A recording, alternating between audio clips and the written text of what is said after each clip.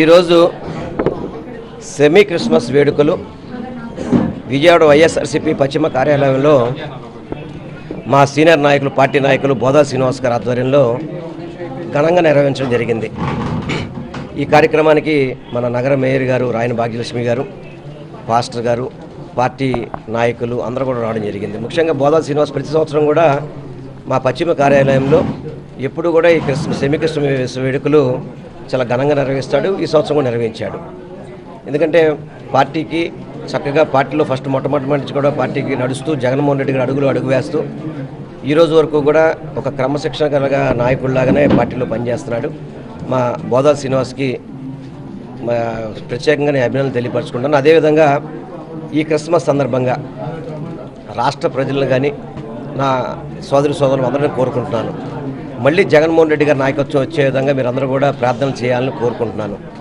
ఎందుకంటే ఈ 6 నెలల పరిపాలనలో చంద్రబాబు నాయుడు పూర్తిగా కూడా ఈ ఆంధ్ర రాష్ట్రాన్ని అధోగతి అయిపోయే విధంగా సంక్షేమ పథకం అనేది ఏది అమలు చేయకుండా రాష్ట్ర ప్రజల్ని ఎన్నికల ముందు ఇచ్చిన వాగ్దానాలన్నింటినీ కూడా తొంగలో తొక్కే విధంగా ఏ ఒక్కటి పాటించే విధంగా కాకుండా ప్రజల్ని ఇబ్బంది పడిన పరిస్థితులు చూసాం.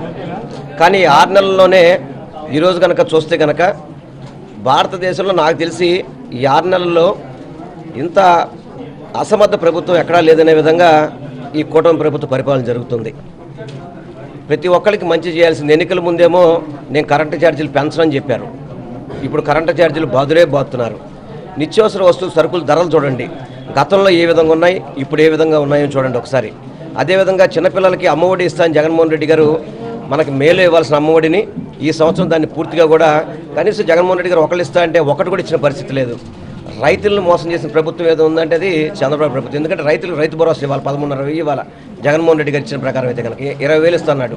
రైతులను మోసం చేశాడు, విద్యార్థులను మోసం చేశాడు, మహిళల్ని మోసం చేశాడు, ప్రతి ఒక్క ప్రజానికాన్ని మోసం చేసి అదేవిధంగా రోడ్లు వేయిస్తా అని చెప్పని రోడ్ల మీద ట్యాక్స్ వసూలు చేస్తాడంట, రోడ్ ట్యాక్స్ వసూలు చేస్తాడంట. అంటే సంపద సృష్టిస్తానని చెప్పడం దీనికి ప్రజల మీద భారం మోపడం ఏంటి అనేది వైఎస్ఆర్సీపీ పార్టీ తరఫున మేము ప్రశ్నిస్తున్నాం. తప్పకుండా ఈ బాధలన్నీ తొలగాలన్నా, ప్రజలకి సంక్షేమ పథకాలు అందాలన్నా, అభివృద్ధి చెందాలన్నా అది జగన్మోహన్ రెడ్డి గారితో సాధ్యం.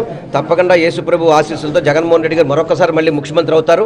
తప్పకుండా ఈ రాష్ట్రం సర్వతోముఖ అభివృద్ధి చెందాలంటే జగన్మోహన్ రెడ్డి గారు ముఖ్యమంత్రి అయితేనే అవుతుందని చెప్పని మీ అందరికీ తెలియపరచుకుంటూ మరొకసారి ఈరోజు మా నాయకుడు బోదా శ్రీనివాస్ గారు ఇంత చక్కటి కార్యక్రమం చేసినందుకు ప్రత్యేకంగా వారికి నేను నా కృతజ్ఞతలు తెలియపరచుకుంటున్నాను. అందరికీ నమస్కారం. ఈరోజు వైఎస్ఆర్సీపీ ఎస్సీ సెల్ బోదాల శ్రీనివాసరావు గారి ఆధ్వర్యంలో, అలాగే పాస్టర్ ప్రసాద్ గారు, అలాగే మా మాజీ మంత్రివర్యులు వల్లంపల్లి శ్రీనివాసరావు గారి ఆధ్వర్యంలో ఈరోజు సెమీ క్రిస్మస్ వేడుకలు అన్నవి జరుపుకోవటం జరిగింది.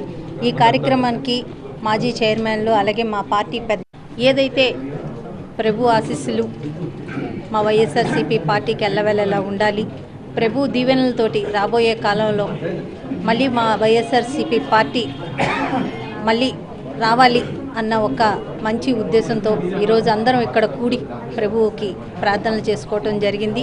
సెమీ క్రిస్మస్ వేడుకలు జరుపుకోవడం జరిగింది. అన్నం అంతా ఉడికిందా లేదో మనం చూడక్కర్లా, ఒక్క మెతుకు పట్టుకుంటే తెలిసిపోద్ది అన్నం ఉడికిందా లేదా అన్నది. ఈ 6.5 నెలల్లోనే ప్రజలకి జగన్ గారి పాలన అంటే ఎలా ఉంటుంది, కూటమి పాలన ఎలా ఉంది అన్నది వేరియేషన్ అన్నది ప్రజలకు ఆల్రెడీ అర్థమైంది. ఏదైతే నిత్యావసర ధరలు కానీ, అలాగే కరెంటు ఛార్జీలు కానీ, రైతు భరోసా కానీ, ఫీజు రిజిస్ట్మెంట్ కానీ, సంపదను సృష్టిస్తాము అని వచ్చిన నాయకులు ఈరోజు సంపద సృష్టించడం కాదు కదా, అమ్మఒడి అంటే ఎలా ఇవ్వాలి అని ఒక నాయకుడు అంటాడు, ఫీజు రిజిస్ట్మెంట్కి డబ్బులు లేవని ఇంకొక నాయకుడు అంటాడు, మేము సంపద సృష్టిస్తాము, మేము జగన్ గారి కన్నా ₹1 ఎక్కువ ఇస్తాము అని చెప్పి మాయ మాటలను నమ్మబలికి ఈరోజు గవర్నమెంట్లోకి వచ్చి మా దగ్గర డబ్బులు లేవు, మేము ఇవ్వలేము అని చెప్పడం ఎంత చేతకానితనం అన్నది ప్రజలు గమనిస్తున్నారు.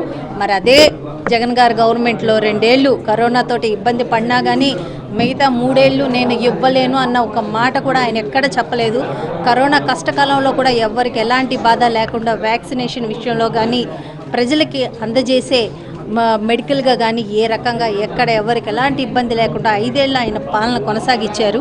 ఈ పాలనకి ఆ పాలనకి వ్యత్యాసం ఏంటన్నది ప్రజలకు అర్థమైంది కాబట్టి రాబోయే కాలంలోన ఈ కూటమి నాయకులకి తగిన బుద్ధి చెప్తారు. ప్రభు ఆశీస్సులు ఎల్లవెల్లా మా పార్టీకి ఉంటాయి. రాబోయే కాలంలో జగన్ గారికి అంతా మంచి జరుగుద్ది. మా వైఎస్ఆర్సీపీ పార్టీ నాయకులకి అందరికీ మంచి జరిగిద్దని నేను తెలియజేస్తున్నాను. నమస్తే. వైఎస్ఆర్ కాంగ్రెస్ పార్టీ నగర ఎస్ఎస్ఎల్ ఆధ్వర్యంలో మరి ముఖ్యంగా వైఎస్ఆర్ కాంగ్రెస్ పార్టీ పశ్చిమ నియోజకవర్గ ఇన్ఛార్జి మరి గౌరవనీయులు పెద్దలు మాజీ మంత్రివర్యులు వెల్లంపల్లి శ్రీనివాసరావు గారి యొక్క ఆధ్వర్యంలో ఈ రోజున మరి ఘనంగా సెమీ క్రిస్మస్ వేడుకలు జరుపుకోవడం జరిగింది. మరి ఏదైతే ఈ రాష్ట్రంలో మరి గత ముఖ్యమంత్రిగా ఉన్నటువంటి జగన్మోహన్ రెడ్డి గారు ఒక ఎస్సీ ఎస్టీ బీసీ మైనారిటీ వర్గాలకు ఏ విధంగా అయితే దళిత వర్గాలలో ఆ కుటుంబంలో వెలుగుని నింపిన వ్యక్తి జగన్మోహన్ రెడ్డి గారు అని చెప్తా ఉన్నాం. మరి ఈ రోజున ఈ పరిపాలన చూస్తూ ఉన్నాం. 6 నెలల్లోనే ప్రజల యొక్క వ్యతిరేకత ఏ విధంగా ఉన్నది ఈ ప్రభుత్వం మీద మనం చూస్తూ ఉన్నాం. మరి జగన్మోహన్ రెడ్డి గారి గతంలో మరి యొక్క ఆ జీసస్ యొక్క ఆశీస్సులతో అంబేద్కర్ గారి యొక్క ఆలోచన విధానంతో ఈ రోజున ఒక దళిత కుటుంబంలో వెలుగుని నింపి మరి మహోన్నతమైనటువంటి బాటలు వేసినటువంటి వ్యక్తి మన జగన్మోహన్ రెడ్డి గారు అని చెప్తా ఉన్నాం. మరి ఈ రోజున మరి క్రిస్మస్ సందర్భంగా మరి ఆ యొక్క దేవుని ఆశీస్సులు జగన్మోహన్ రెడ్డి గారికి ఉండాలని ఆయనకి ఆయన కుటుంబం మీద మరి ఉండి మరి త్వరలో మళ్ళీ ఆయన రేపు జరగబడినటువంటి మళ్ళీ ఎలక్షన్స్లో ముఖ్యమంత్రిగా చూడాలని చెప్పేసి ఆశిస్తూ ఈ యొక్క కార్యక్రమం ముగిస్తాం.